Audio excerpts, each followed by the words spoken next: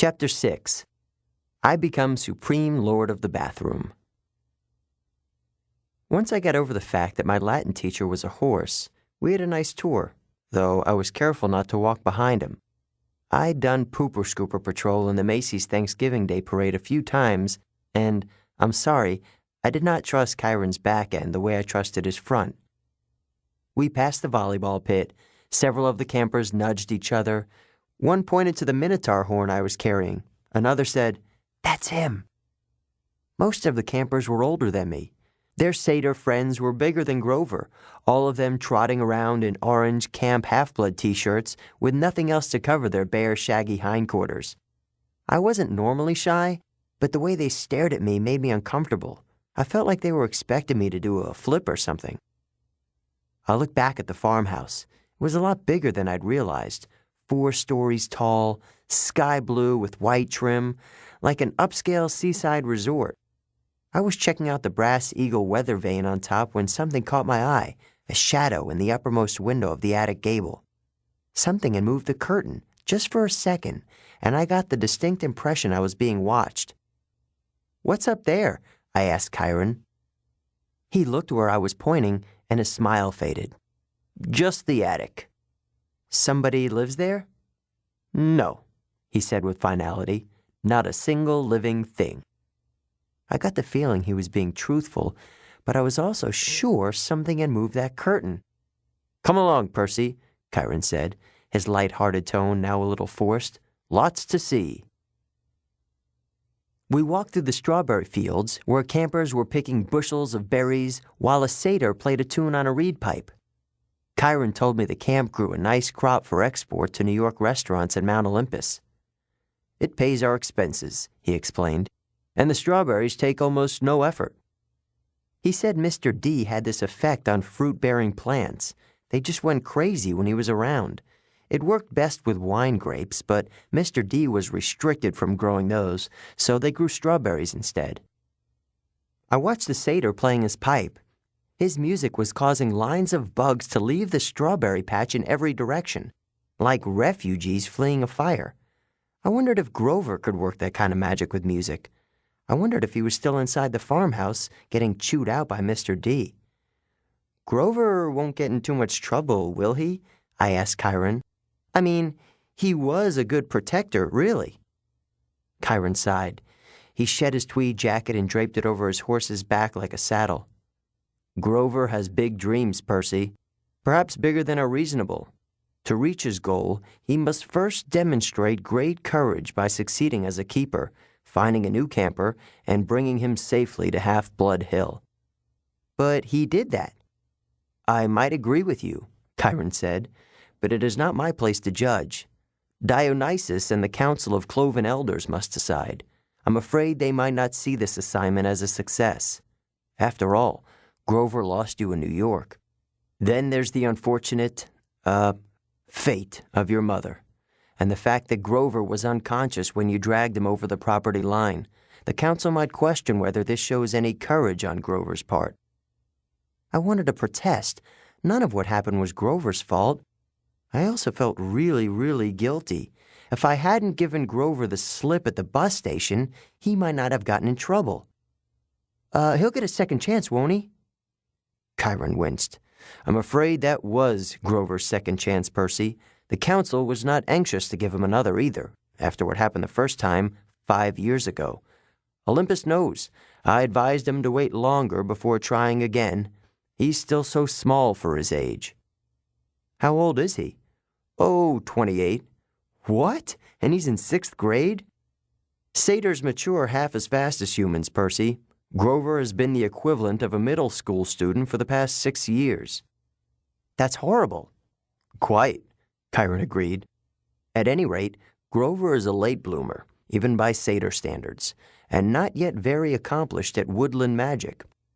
Alas, he was anxious to pursue his dream. Perhaps now he will find some other career."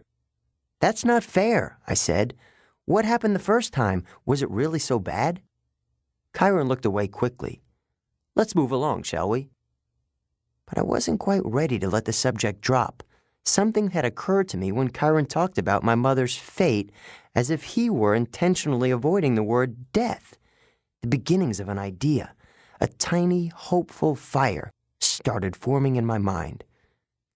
Chiron, I said, if the gods and Olympus and all that are real, yes, child. Does that mean the underworld is real too? Chiron's expression darkened. Yes, child. He paused, as if choosing his words carefully. There's a place where spirits go after death. But for now, until we know more, I would urge you to put that out of your mind. What do you mean, until we know more? Come, Percy, let's see the woods. As we got closer, I realized how huge the forest was. It took up at least a quarter of the valley, with trees so tall and thick, you could imagine nobody had been in there since the Native Americans. Chiron said, The woods are stocked, if you care to try your luck, but go armed. Stocked with what? I asked. Armed with what? You'll see. Capture the flag is Friday night. Do you have your own sword and shield? My own? No, Chiron said. I don't suppose you do. I think a size 5 will do. I'll visit the armory later. I wanted to ask what kind of summer camp had an armory, but there was too much else to think about, so the tour continued. We saw the archery range, the canoeing lake, the stables, which Chiron didn't seem to like very much, the javelin range, the sing-along amphitheater, and the arena where Chiron said they held sword and spear fights. Sword and spear fights? I asked. Cabin challenges and all that, he explained. Not lethal, usually. Oh, yes, and there's the mess hall. Chiron pointed to an outdoor pavilion framed in white Grecian columns on a hill overlooking the sea. There were a dozen stone picnic tables, no roof, no walls. What do you do when it rains? I asked. Chiron looked at me as if I'd gone a little weird. We still have to eat, don't we? I decided to drop the subject. Finally, he showed me the cabins. There were 12 of them, nestled in the woods by the lake. They were arranged in a U, with 2 at the base and 5 in a row on either side, and they were without doubt the most bizarre collection of buildings I'd ever seen, except for the fact that each had a large brass number above the door, odds on the left side, evens on the right. They looked absolutely nothing alike. Number 9 had smokestacks like a tiny factory. Number 4 had tomato vines on the walls and a roof made out of real grass. 7 seemed to be made of solid gold, which gleamed so much in the sunlight it was almost impossible to look at. They all faced a commons area about the size of a soccer field, dotted with Greek statues, fountains, flower beds, and a couple of basketball hoops, which were more my speed. In the center of the field was a huge stone-lined fire pit. Even though it was a warm afternoon, the hearth smoldered. A girl about 9 years old was tending the flames, poking the coals with a stick. The pair of cabins at the head of the field, numbers 1 and 2, looked like his and hers mausoleums, big white marble boxes with heavy columns in front. Cabin 1 was the biggest and bulkiest of the 12. Its polished bronze doors shimmered like a holograph, so that from different angles, lightning bolts seemed to streak across them. Cabin 2 was more graceful somehow, with slimmer columns garlanded with pomegranates and flowers. The walls were carved with images of peacocks. Zeus and Hera, I guessed? Correct, Chiron said. Their cabins look empty. Several of the cabins are, that's true. No one ever stays in 1 or 2. Okay, so each cabin had a different god, like a mascot. 12 cabins for the 12 Olympians. But why would some be empty? I stopped in front of the first cabin on the left, cabin 3. It wasn't high and mighty like cabin 1, but long and low and solid. The outer walls were of rough gray stone embedded with pieces of seashell and coral, as if the slabs had been hewn straight from the bottom of the ocean floor. I peeked inside the open doorway, and Chiron said, "Oh, I wouldn't do that." Before he could pull me back, I caught the salty scent of the interior, like the wind on the shore at Montauk. The interior walls glowed like abalone. There were 6 empty bunk beds with silk sheets turned down, but there was no sign anyone had ever slept there. The place felt so sad and lonely, I was glad when Chiron put his hand on my shoulder and said, "Come along, Percy." Most of the other cabins were crowded with campers. Number 5 was bright red, a real nasty paint job, as if the color had been splashed on with buckets and fists. The roof was lined with barbed wire. A stuffed wild boar's head hung over the doorway, and its eyes seemed to follow me. Inside, I could see a bunch of mean-looking kids, both girls and boys, arm wrestling and arguing with each other while rock music blared. The loudest was a girl, maybe 13 or 14. She wore a size XXL Camp Half-Blood t-shirt under a camouflage jacket. She zeroed in on me and gave me an evil sneer. She reminded me of Nancy Bobofit, though the camper girl was much bigger and tougher looking, and her hair was long and stringy and brown instead of red. I kept walking, trying to stay clear of Chiron's hooves. "We haven't seen any other centaurs," I noticed. "No," said Chiron sadly. "My kinsmen are a wild and barbaric folk, I'm afraid. You might encounter them in the wilderness or at major sporting events, but you won't see any here." "You said your name was Chiron. Are you really—" He smiled down at me. "The Chiron from the stories? Trainer of Hercules and all that? Yes, Percy, I am." "But shouldn't you be dead?" Chiron paused as if the question intrigued him. "I honestly don't know about should be. The truth is, I can't be dead. You see, eons ago the gods granted my wish. I could continue the work I loved. I could be a teacher of heroes as long as humanity needed me. I gained much from that wish, and I gave up much. But I'm still here, so I can only assume I'm still needed." I thought about being a teacher for 3,000 years. It wouldn't have made my top 10 things to wish for list. "Doesn't it ever get boring?" No, he said. "Horribly depressing at times, but never boring."